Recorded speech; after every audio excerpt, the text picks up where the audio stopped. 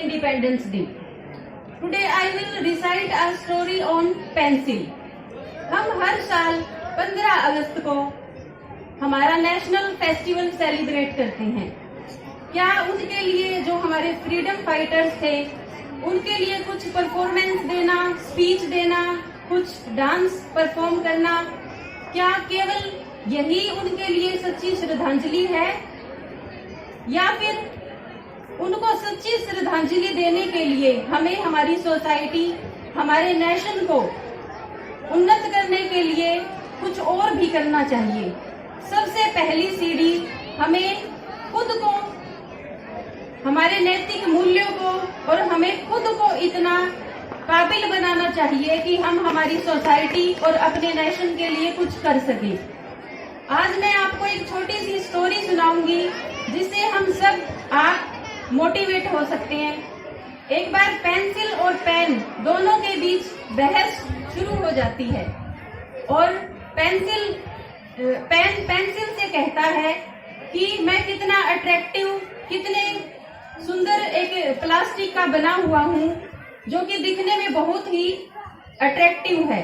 Doctor, जज, teacher सब मेरा इस्तेमाल करते हैं, लेकिन तुम एक मामूली से लकड़ी की बनी हुई हो जिसको सिर्फ छोटे बच्चे यूज करते हैं। लेकिन पेंसिल का जवाब होता है कि ये आपकी सोच है। हर इंसान, हर वस्तु अपनी अपनी जगह, अपनी अपनी काबिलियत के साथ इस पृथ्वी पर आई है जिसको भगवान ने बनाया है। कोई ना किसी से कम होता है और ना कोई किसी से ज्यादा। जो इंसान नैतिक मूल्यों पर चलता है, एजुकेशन ग्रहण करता है, वो अपनी जगह परफेक्ट होता है और अपनी नेशन के लिए इतना कुछ कर सकता है कि दूसरे उसको इमेजिन भी नहीं कर सकते। पेंसिल ने कहा कि आप मुझे इतना मामूली समझ रहे हो। जब बच्चा पहली बार स्कूल जाता है तो मैं उसकी सारथी बनकर उसके साथ जाती हूँ। जब वो इतनी ऊंचाइयों पर पहुंचता है, कोई जज बनता है, कोई डॉक्टर, उसकी नींव रखने का काम मैं करती हूँ। पेंसिल ने कहा, my first quality is simplicity and confidence. Pencil ने कहा कि मैं इतनी साधारण हूँ, लेकिन गुण मेरे अंदर है, ना कि मेरे बाहरी व्यक्तित्व में या फिर मेरे एक्सटर्नल फिजिकल दिखने में। मनुष्य सकल सूरत से या फिर पैसे से कितना ऊंचा है इस चीज के कोई मायने नहीं होते। मायने उसके इंटरनल, जो उसके आंतरिक गुण हैं, उनके होते हैं। पेंसिल ने कहा, my second quality is equality. उसने कहा कि जब बच्चे स्कूल आते हैं, मैं किसी बच्चे को ये नहीं देखती कि वो किसी चपड़ासी का बच्चा है या फिर किसी जज का बच्चा है। मैं उस बच्चे का उतना ही साथ देती हूँ जो बच्चा जितना मेरा इस्तेमाल करता है। पेंसिल ने कहा, my third quality is flexibility. जब जब बच्चे गलती करते हैं तो मुझे एक नुकीले शार्पनर से शार्प किया जाता है, लेकिन जो मुझे चोट पहुंचती है, मुझे उनसे कोई शिकायत नहीं होती। जिस प्रकार टीचर्स एक बच्चों के लिए शार्पनर का काम करते हैं, उन्हें गलत रास्तों पर जाने से रोकते हैं, अच्छी एजुकेशन देते हैं, उस मुकाम तक पहुंचाने के लिए उनका साथ देते हैं और बच्चे अंत में अपनी मंजिल, अपनी सक्सेस को हासिल कर लेते हैं। मैं कैसी भी परिस्थिति हो उनका सामना करती हूँ। बच्चे बार बार, जब बच्चे गलत लिख देते हैं तो मैं बार बार इरेज हो जाती हूँ आसानी से। तो मनुष्य को ऐसा ही बनना चाहिए, जब उनसे कुछ गलतियां हो जाए तो आसानी से वो अपनी उन गलतियों को रिमूव कर सके। पेंसिल के इस गुण को हमें अपनाना चाहिए।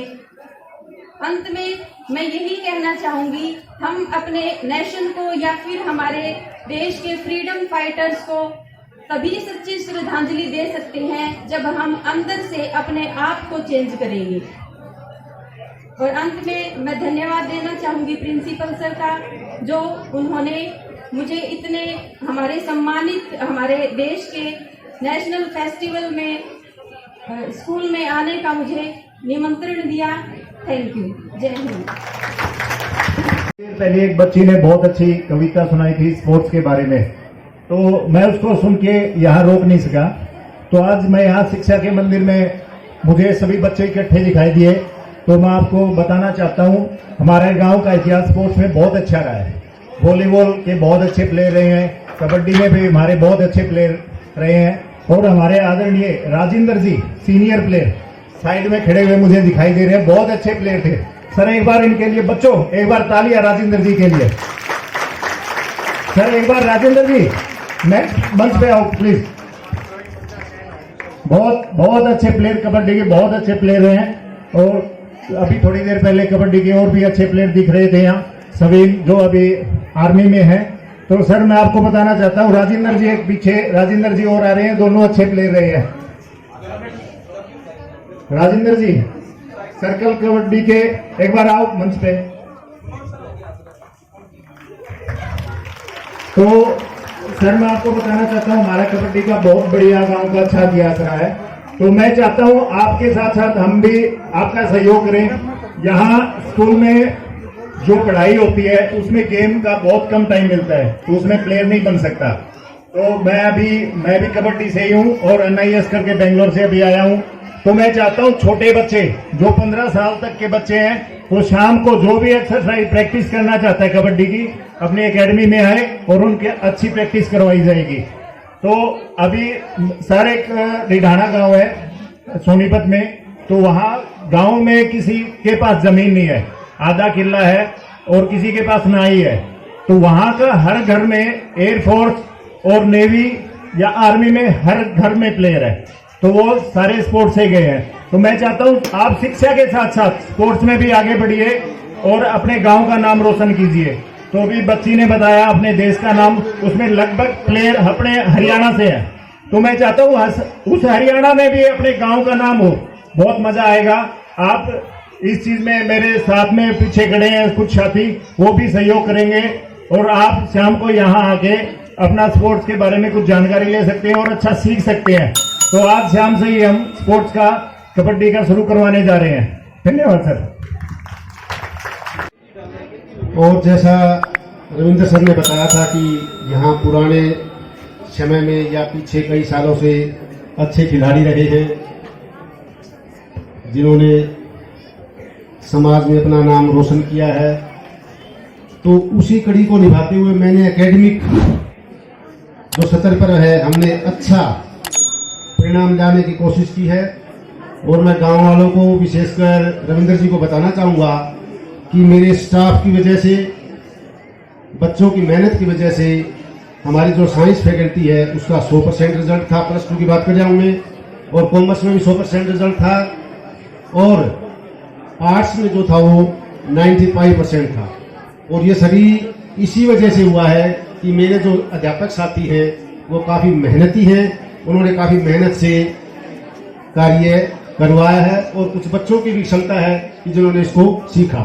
और मैं गांव वालों से ये विशेष निवेदन भी करना चाहूँगा कि देखो साइंस और कॉमर्स की फैकल्टी तभी चलेगी जब उसमें विद्यार्थी होंगे, लेकिन आपके गांव की तरफ से जो है इसमें रेस्पॉन्स जो है वो कम है।